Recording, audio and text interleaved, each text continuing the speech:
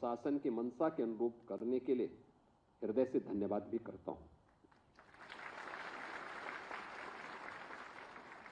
वास्तव में हर एक युवा के मन में एक सपना होता है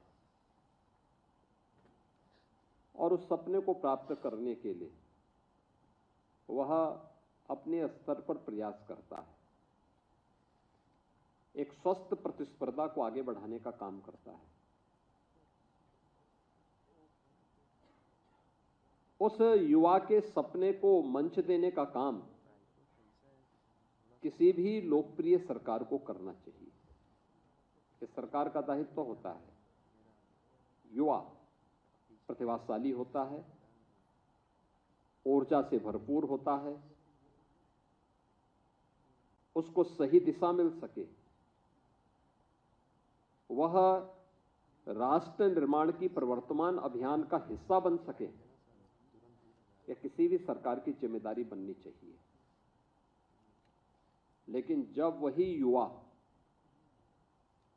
भेदभाव का शिकार होता है, बेईमानी और भ्रष्टाचार की भेड़ चढ़ता है, तो क्षति केवल एक युवा की नहीं होती, राष्ट्रीय क्षति होती है।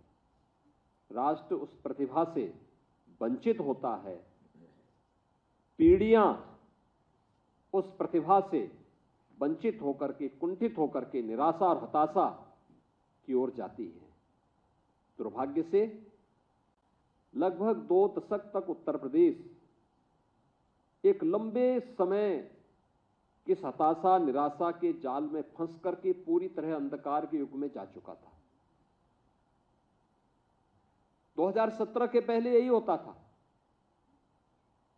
नियुक्ति नहीं हो पाती थी। अगर नियुक्ति कहीं से आ भी गई तो उसमें बंदर बांट होता था। बेईमानी और भ्रष्टाचार इस कदर में होती थी कि योग्यता के आधार पर किसी भी युवा को उसका चयन नहीं मिल पाता था।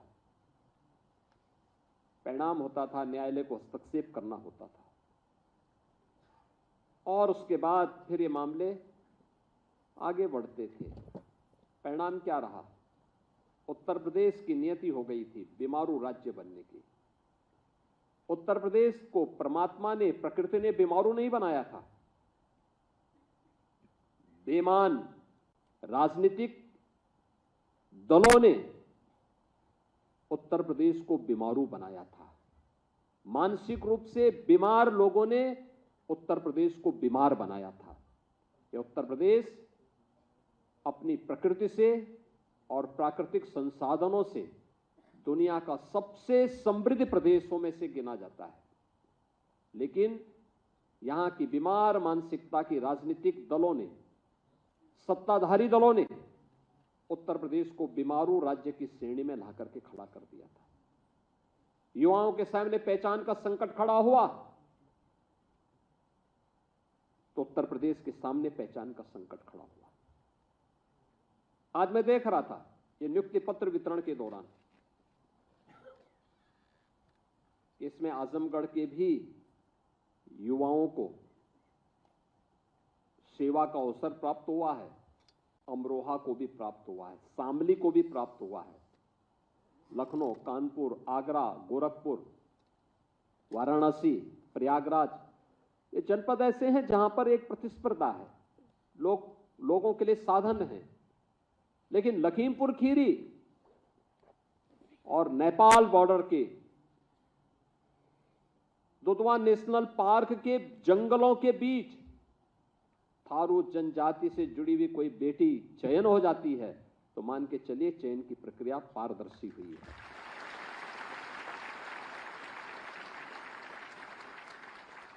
चयन की प्रक्रिया में अगर सुदूर किसी आजमगढ़ से, किसी अमरोहा से, किसी बिजनौर से, किसी शामली से, किसी ललितपुर से, किसी जालौन से, किसी सोनभद्र से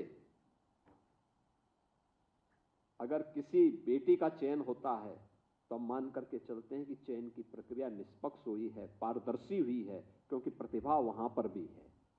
और इस पूरी चयन की प्रक्रिया में आपने इन सब बातों को देखा होगा।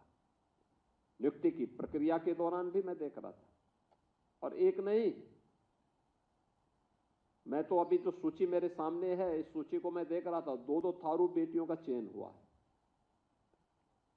यानी जिन तक नौकरी नहीं पहुंच पाती थी, जिन तक योजनाएं नहीं पहुंच पाई थी,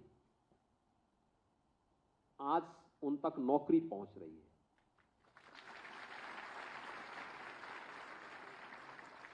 ये उत्तर प्रदेश बीमार नहीं था, उत्तर प्रदेश को बीमार किया गया था। यह देश 1947 के बाद भी 1960 के दशक तक उत्तर प्रदेश देश का सबसे अग्रणी प्रदेशों में से गिना जाता था। देश के अंदर उत्तर प्रदेश का योगदान 14% से अधिक माना जाता था। लेकिन 1960 के बाद से लगातार गिरावट जो आई,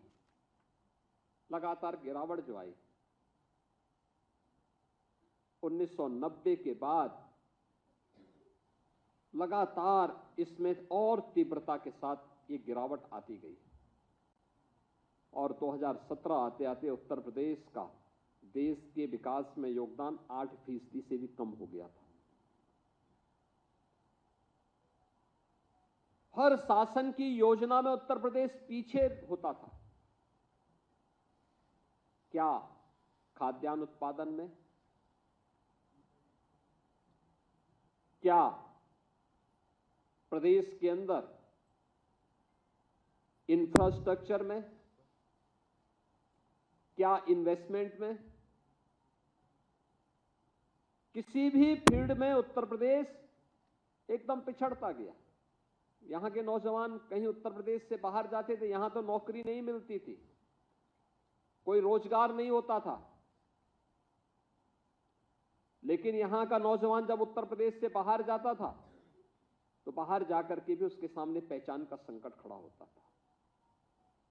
आज मैं देख रहा था आजमगढ़ का नौजवान भी जब यहां पे चयन हुए हैं, आजमगढ़ की बेटियां भी जब चयनित हुई हैं, मैं देख रहा था एक समय होता था आजमगढ़ का नाम लोग सुनकर के डरते थे, उसके नाम से पहले ही उनको बाहर कर देते थे। होटल और धर्मशाला में रूम नहीं देते थे लोग। ये स्थिति किन लोगों ने बनाई? इन लोगों ने बनाई जिन लोगों ने प्रदेश को दंगों की आग में झोंक करके प्रदेश के सामने पहचान का एक संकट खड़ा किया था, जिन्होंने उत्तर प्रदेश को अपने परिवार के लूट का एक अड्डा बना दिया था, जिन लोगों के कारण पहचान के भीषण संकट के दौर से उत्तर प्रदेश को गुजरना पड़ा था, वे उस बीमारी के कारण थे और उस बीमारी को समझने की आवश्यकता है।